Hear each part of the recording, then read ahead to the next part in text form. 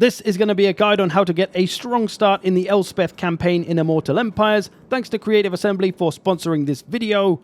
Let's go! The first thing to know about Elspeth's campaign is that it's all about guns, rockets and bombs. And she's also immune to vampire attrition. Nice! Now while I will be doing this on very hard, if you're playing on any less difficulty, it should all work the same, just maybe be a little bit easier. Now the first thing to understand about this campaign is that it does have the Imperial Authority mechanic, the same as Karl Franz, which means we need to control as much of the Empire as possible, or at least have Empire factions controlling all of this Empire land. And this is ultimately where the victory conditions will lead you as well. So you don't want to be destroying all the Empire factions, you want to try and work together with them to keep all the bad guys out.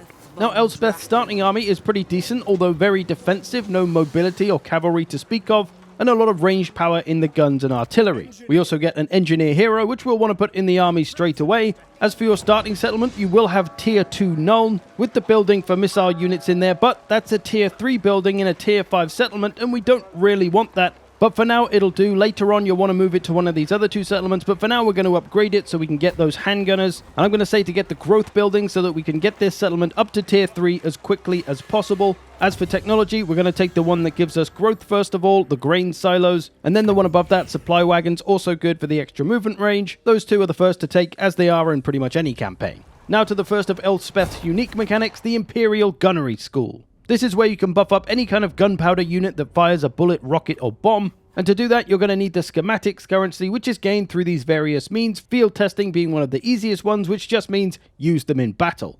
There are 4 tiers to the Gunnery School, and you unlock each one by completing the previous one's objectives. Like this one, Tier 1 Gunnery School, get 3 units of handgunners, construct the Firearms Academy building, and do 3 of the Gunnery School upgrades, which is these things. Once you go up a couple of tiers, you will get the Amethyst Armory, which will give you access to the Amethyst units, which are some very strong variants on existing units, and also various buffs and abilities as well, so lots to mess around with. Now, actually getting into the first turn, we want to go and fight our first battle here, which is going to give us the option of having a decisive victory auto-resolve if you're not really wanting to fight the battle. But if you're a newer player and you do want to learn how to fight battles, let me show you what I would do.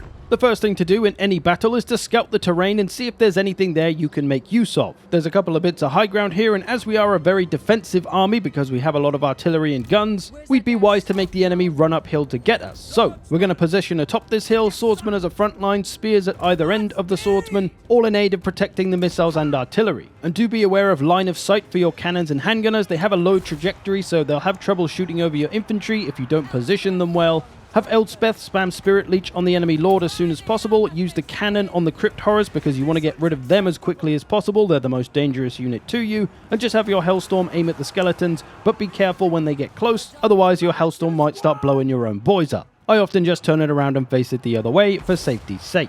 Once this is done, your infantry should be able to beat theirs pretty comfortably. You can try and flank with your handgunner or Nuln Ironside units, get some shots in the back of all these zombies and skeletons. Do keep spamming Spirit Leech as often as possible on that lord as well. Once he goes, the army will probably go with him. And overall, provided you got rid of those Crypt Horrors nice and quick, things should go pretty smoothly. And that's your first battle done. From here, we're going to move on and take our second settlement of this province, Dortenbach, which will give you a similar battle to the previous one, just slightly easier as there's no Lord or Crypt Horrors. You can use the same tactics as before, or just auto-resolve this one. And with this second settlement in the bag, we turn our eyes to the third settlement to complete the province, Wissenburg. A similar mediocre garrison with no army around, so as long as we act fast, we should be able to get that no problem. Now, one thing to remember to do while you replenish over this turn is to get some more units. Don't forget to recruit. We want to grow our army early on. I'm going to go for 2 units of Pistoliers because I want some mobility, something that can move fast. It's always good to have that in any army. For Elspeth's skill points, you're going to put those in early obvious places, blue and red line. And for the engineer, increased mobility is always nice to have, but I might use him as an agent later on in the campaign, so I might take a bit of both blue and yellow lines for him. And now we've gained enough schematics for our first upgrade, which we're going to give to the gunnery infantry, the handgunners and Nuln Ironsides namely. And on to turn 2 here, we've got a quest issued for the legendary hero Theodore Bruckner. All we need to do to get this going is construct the livery building, which is the cavalry building essentially, and get it to tier 3. So we're going to do that as soon as we can. For now though, we've replenished, we've recruited our Pistoliers, it's time to push on Wissenburg. There is a small army that's been spawned up there, but it's no big deal. We can get a decisive victory. Again, you could fight this if you want to get some practice. If I was going to do this battle, I'd be doing a similar thing as I did before, Making sure though that we make good use of the Hellstorm rocket battery's range. Look at all that range that we're not making use of here because they're already inside it. So we want to make sure our army is a little bit further back so we can make use of all of our artillery range. That's one of our big advantages over the vampire counts. There's also a nice little rock here we can use to form up against. That'll protect our right flank a bit. The slightly more problematic units of this army, though, is going to be the bats and dogs, because they're very good at getting after missile and artillery units, and those are the strength of our army, so we need to protect them. Get rid of the bats and dogs first. The pistoliers can be good for this job, although they need to be careful not to get caught by the bats or dogs. But otherwise, just blast away with your Hellstorm rocket battery into the skeletons, preferably. They're a little more dangerous than zombies. Get those beaten down. Cannons and handgunners can make sure those dogs and bats are gone, and then just shoot any old infantry, really. You could try and get the Lord if he's available there. Once the bats and dogs are gone as well, your cavalry is basically going to be untouchable, so you can flank them around and have them shoot everything in the back while it fights your melee infantry. Again, get Elspeth spamming Spirit Leech on the Lord, and maybe the Engineer can go after him as well with his powerful ranged attack. And when the enemy's leadership starts to get low, you could use the cavalry for hammer and anvil. It's not going to do a lot of damage, but it will bring leadership penalties, which might help finish them off quicker. And with Wissenberg in the bag, that's our province completed, and we can now focus on building it up. So what we're going to do is upgrade the growth building, get as much growth as possible, basically. We've got a commandment now, we're going to get the growth on that as well. Be sure to remember to recruit. I'm going to get a swordsman and a spearman to increase my front line. And over on to turn 3 now, and I would like to sit here and replenish and recruit the handgunners so I can get the gunnery school upgrade on the go. But down here in Fieldorf, the vampire faction I've been fighting still exists, and as you can see, they are building an army. So if I leave that another turn, that army's going to get bigger, and it's going to be harder to deal with. So we're going to jump on them now before they build up any army. And we've got a siege here, so we could attack this, we could build some equipment and go for it, but with a few turns, we should be able to wear them down enough to get an auto-resolve, and that's what we're going to do, as this is their last settlement. There's nothing that's coming to save them. On to turn 4, and I've now got a population surplus point that I could use to upgrade one of my smaller settlements to tier 2. But instead, I'm going to save it because I want to get 2 population surplus points, which I will get in 4 turns, so that I can upgrade my main settlement to tier 3. I want to do that as quickly as possible, so I can start to get some better units, better buildings, we can get Theodore, all of that as soon as possible. It doesn't really matter if you do it the other way around, to be honest. There's not that much time difference, only maybe 2 or 3 turns of difference. But yeah, I'd say save them up and get tier 3 ASAP. Another one of Elspeth's unique mechanics is the Gardens of Moor. This is basically a fast travel system that you can use to any Empire-controlled lands. I'd recommend setting one of these up in Nuln as soon as you can find the spare money. It's only 3 grand, so not too expensive, and then you'll have a fast travel point to get back to Nuln instantly at any point. Unless you've recently used the Gardens of Moor, then you have to wait for the cooldown, but it's very good if Nuln is suddenly in danger and you need to get back there quickly. You can literally get there in the same turn. You also get to construct a building as part of that garden. There's one which can give you some buffs to magic. Another one will unlock the state troops for you, amongst other things. And another one gives you a big old garrison and some minus upkeep. They're all pretty good options, so you can choose whatever you like. I'm going to go with unlocking the state troops, though.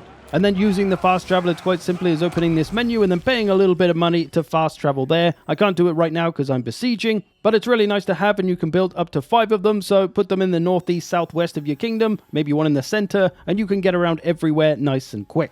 Now on to turn 6, and I've been besieging for a few turns. I've beaten down the enemy army. I am going to lose a couple of units if I auto-resolve, but Sigmar said it's fine. They're only kind of low-tier units, so we can replace them. And then we can get another capital city and soon a second province. I'm going to build a growth building here as I did in Nuln. We'll want to get rid of these eventually though, because they're only tier 3 and we don't really need them once we hit tier 5. Our next order of business is to complete this province by taking Steingart and then coming southwest to get Fort Sol, which are both currently occupied by a Greenskins faction. But first I need to recruit and replenish. I can get the state troop here, but it's quite expensive and I need to get a bunch of other units first, so we're not going to get those for now. I'm going to head back to my main province so I can get all the units I need. I'm going to recruit those 2 handgunners. That's going to help with the gunnery school upgrade and replace those 2 units I lost. We're going to take 2 turns to do that. We're still replenishing those, so it's all good. We've also gained enough schematics to get another gunnery school upgrade, so I'm going to get that for the Hellstorm rocket battery. Now I just need 1 more of those, and I've got tier 1 Imperial gunnery school done. Smashing. On to turn 9, and we're ready to roll on Steingart. This Greenskin faction might have an army there at the settlement. Sometimes they have an army knocking around. Sometimes it's a full stack, but it's usually mostly only goblins anyway, so it's not as scary as it looks. Can't see it around here anywhere. But before you end this turn, recruit yourself a second lord in Fieldorf, because there's a cheeky trick we might be able to pull to get Steingart a little bit easier.